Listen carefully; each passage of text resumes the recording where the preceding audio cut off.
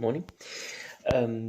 This is the first of today's list reviews. The final lists will actually come out later this afternoon, I'm told, for the Danish Nationals. So we're pretty close to releasing everything, which means that I'll also be seeing most things for the first time. I've only seen the lists that people have sent me so far, right? So really exciting. This list is from Pim, who is one of the top WTC players from Holland. He's Dutch, and he is bringing a minor nations. And it's actually kind of funny because it's one of those minor nations that I am building an army to. I'm right now in the process of building my what if Czechoslovakians using the Romanian rules. So, and he's bringing a Romanian list. He calls it the Flampanzer 3 list. So let's see what he has. I'm guessing a Flampanzer. He's starting with an inexperienced second lieutenant. Pretty basic. It's the same way I run mines. So 35 points, just one guy, possibly with an SMG. That's it. And then he has late war infantry. He has, which is kind of the opposite of what I'm doing with my historical list there, right? I'm doing early war for it because obvious reasons, Czechoslovakia and that. This is late war infantry. He has 7 men in his units. He has 3 units of late war regulars, 7 men each, rifles. So 7-man units are just the size they need to be able to survive a strike from, for instance, a flamethrower. If he's lucky, not everyone will die, and he can make the morale save, and the unit will be okay. So he's optimizing his chances here. 7 men is also like the limit for what you can have with a unit if it needs to be effective on foot, if it's not equipped with extra stuff and veteran and all that. So I think this is a good place to be if you want to save points for something more killy.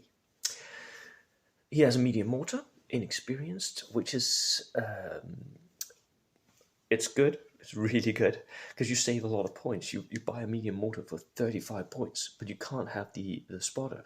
The reason why you do this is you're saving points and you're just firing it indirectly anyway, so it won't get worse from those shots. Going down to inexperience won't make it worse. So it's really good. Medium artillery, regular. I'm not sure why you buy this regular, Pim. You can tell me when I see you at the Nationals, because, you don't have a spotter for it, so it must be for survivability, but you might as well just pump it down to inexperienced, right? You're shooting indirectly most of the time anyway, but you might actually want to shoot directly with the howitzer. So maybe that's why you're doing it. Clever. Right.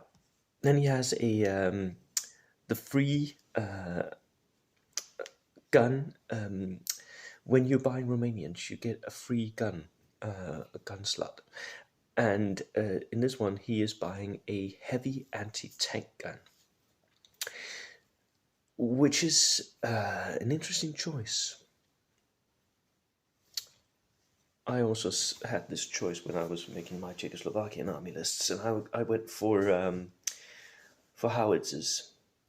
But this heavy anti-tank gun has a 2-inch HE shell, so that's pretty good, and it's a 6+ penetrative power.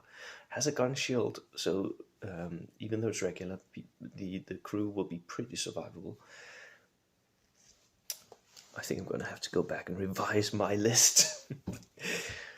Yeah, and in an environment where there's a lot of tanks coming, I think a heavy anti-tank gun will be really useful. It will shoot straight through those light tanks. He has a horse-drawn limber. He has 2 horse-drawn limbers to pick up his guns and move them. And in his second platoon, he has, again, a inexperienced lieutenant, late war infantry, and he has 3 of those, and this time he is giving them Panzerfausts, which you can do with late war Romanian infantry. So 1 Panzerfaust in each unit. These Panzerfausts are not there to hunt tanks that are there to scare away the tanks. So I'm guessing that these the units in the second platoon here, these 3 units of late war infantry, they will be his front line when he's facing a tank platoon. They will be what is scaring the tanks to keep it at distance, while the rest of his infantry takes objectives. Pretty good. Then he has another medium mortar, inexperienced. A lot. You can really buff up your ability to have indirect fire with a Romanian list, and that is why Romanians are pretty competitively okay, actually. Another medium howitzer, and a horse-drawn Nimba, and then finally a Flampanzer. The Flampanzer is, he's chosen this in a 3rd platoon, but that's because Easy Army is, he's sent me his list in Easy Army, and Easy Army is not really good with everything. There are mistakes, and one of the mistakes is in the Romanian list where there's not a free choice from the German list.